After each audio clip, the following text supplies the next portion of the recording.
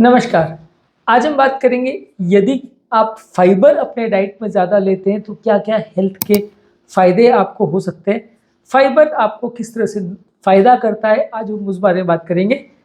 Fibres आपके diet का एक बहुत इम्पोर्टेंट तत्व होता है जो कि इंडियन डाइट या डेवलपिंग कंट्रीज़ के डाइट में काफ़ी ज़्यादा मिलता है। हमारे इंडियन डाइट में जहाँ लोग वेजिटेरियन डाइट ज़्यादा प्रेफ़र करते हैं, वहाँ हमारे डाइट में फाइबर कंटेंट काफ़ी होता है।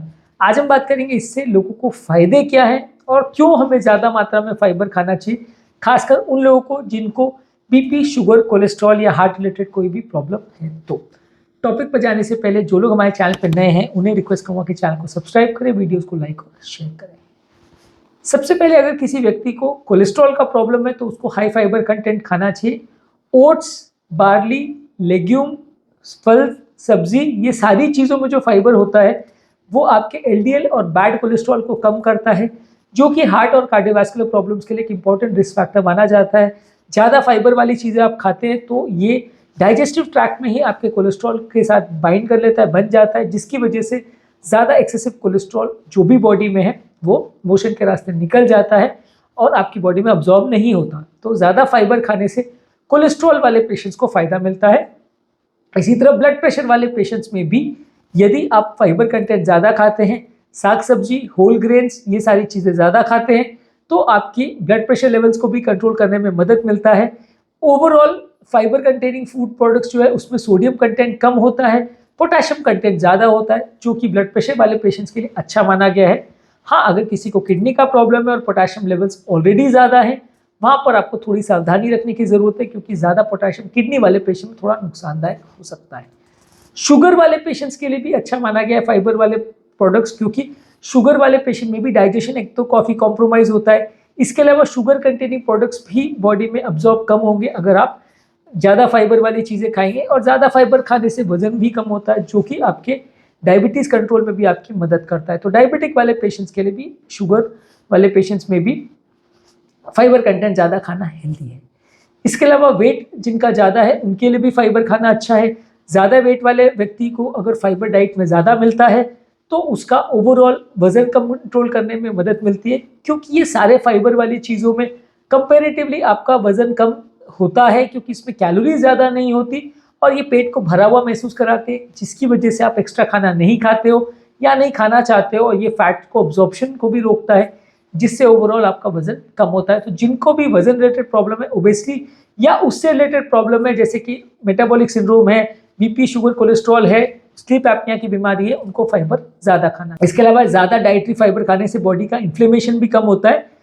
ओट्स में जो बीटा ग्लूकन होता है उसमें एंटी इन्फ्लेमेटरी प्रॉपर्टीज होती है, जो कि बॉडी के इन्फ्लेमेशन को कम करता है। ओवरऑल भी जिनको भी इन्फ्लेमेशन रिलेटेड प्रॉब्लम है उनको भी फाइबर ज़्यादा खाना चाहिए, इससे बॉडी में सूजन या इन्फ्लेमेशन रिलेटेड प्रॉब्लम्स काफ़ी हद तक कम होगी। इसके अलावा जिनको भी नलियों की ब्लॉकेज की बीमारी है, यानी एथेरोस्क्लेरोसिस है, यानी कोलेस्ट्रॉल नलियों में जमा होने की जिनको बीमारी है, उनके लिए भी फाइबर कंटेंट ज़्यादा खाना हेल्दी है। अगर आप ज़्यादा फाइबर वाली डाइट लेते हैं तो आप उनकी जान को भी बचा सकते हैं, उनकी नलियों के ब्लॉकेजेस को भी बचा सकते हैं, जिससे हार्ट अटैक, लकवा या इस तरह की बीमारियां कम होती है, उनकी जान को बचाने में मदद मिलती है। तो अगर आपको एथेरोस्क्लेरोसिस का प्रॉब्लम है तो डेफिनेटली आपको हाई फाइबर वाला डाइट खाना चाहिए। इससे आपका सारे रिस्क फैक्टर, चाहे वो बीपी, शुगर, कोलेस्ट्रॉल, वजन ज़्यादा होना, इन्फ्लेमेशन ज़्यादा होना, वो सारी चीज़ें फाइबर ज़्यादा खाने से कम होती है। इसके अलावा आपके पेट का नॉर्मल माइक्रोबियल बैलेंस भी इससे इम्प्रूव होता है। नॉर्मल जो अपने पेट में बैक्टीरिया होते हैं ये आपकी डाइजेशन को इम्प्रूव करते हैं, खाने की एब्जॉर्प्शन को इम्प्रूव करते हैं और ख़राब कीटाणु से लड़ने में मदद करते हैं, बॉडी की इम्यूनिटी बढ़ाते हैं।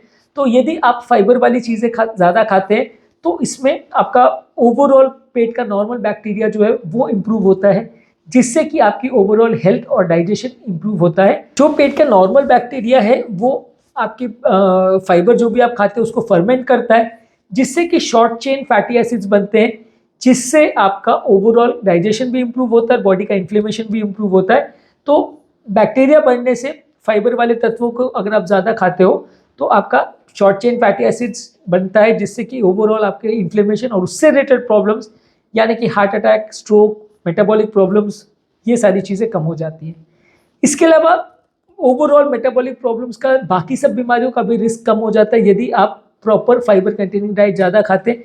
इसके कंपैरिजन में जो लोग शुगर वाली चीज़ें, चॉकलेट्स या मीठी चीज़ें ज़्यादा खाते हैं, कोलेस्ट्रॉल वाली फैटी चीज़ें ज़्यादा खाते हैं, तली गली चीज़ें ज़्यादा खाते हैं, वो आपका फूड चॉइसेस में जब जाता है तो उसके साथ कोलेस्ट्रॉल भी बढ़ता है, फैट भी बढ़ता है, नमक भी बढ़ता है।